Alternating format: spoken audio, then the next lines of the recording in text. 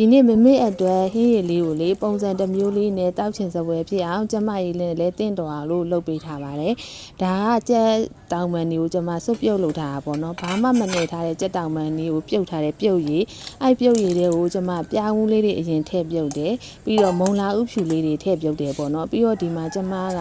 ဘာမှမသုံးဘူးဘာမှမသုံးမနဲ့စားလေးတစ်မျိုးလေးပဲထည့်ပါတယ်။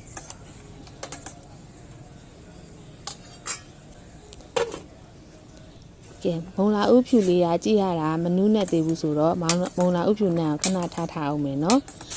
ကဲကြက်ပြုတ်ရည်အိုးလေးပြင်ထားတော့ဒါကျမမန်းလေးမနေ့ကအမရောက်တော့ဝဲလာတဲ့အုပ်လေးပေါ့နော်ဒါကကျမတို့ကမမေကိုထမင်းစာဒီအုပ်ကိုပဲဖြော်တိုက်တော့တာပေါ့နော်အခုနောက်ပိုင်းဒါကကယ်လိုရီကလည်း0ကာဗွန်ဟိုက်ဒရိတ်ကလည်းနည်းနည်းပဲပါတာဆိုတော့အုပ်မေးလေးကိုဖြော်တိုက်ပြပါတယ်ဒီဥစ္စာကကြတော့အသီးကြောက်လေးတွေနဲ့အုပ်မေးပေါ့နော်ဒါကဒိမတ်ကထုတ်တာတင်တယ်ဒီထုတ်ကလေဟိုအုံမေးလေးတွေသူကစိတ်ညစ်သွားပြီဆိုရင်အသီးကြောက်လေးပါတဲ့အုံမေးလေးတွေပြောင်းကျူမှာပေါ့နော်ဒါကတော့ကနေဒါနိုင်ငံဟိုဒါကဩစတြေးလျနိုင်ငံထုတ်ဒီအုံမေးရတော့ပေါ့နော်ဒီမှာအသီးကြောက်လေးတွေမပါဘူးဒီဥစ္စာလေးကိုကျွန်မ9စွန်းလောက်ထည့်လိုက်တယ်ပေါ့နော်နဲ့ပြီးသူကရေနွေးနဲ့ပဲဖြော်ရတာဖြော်ပြီးသူကတဖြည်းဖြည်းနဲ့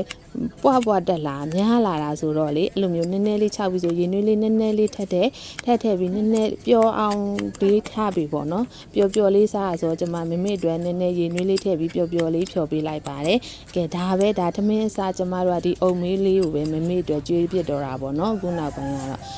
အုံမေးလေးဖြော်ပြီးတော့ခုနမုံလာဥတွေပါလေနူးနဲ့သွားပြီဆိုတာနဲ့ကျွန်မတရုပ်နံနံလေးထည့်လိုက်ပါတယ်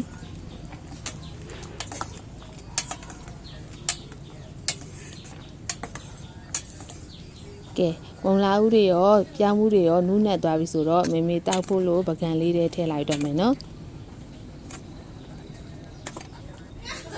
ပြီးရနဲ့ငြိုကောင်းမုံလေးဖြူလိုက်ပါတယ်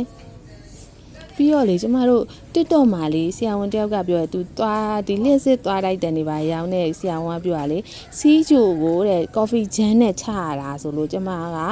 ဒီကျမတငယ်ချင်းဟွာပေါ့နော်ရွာငံတငယ်ချင်းပို့ပေးတဲ့ coffee jam coffee စစ်ကိုကျမမမေအတွက်တစ်ခွက်တိုက်လိုက်ပါတယ်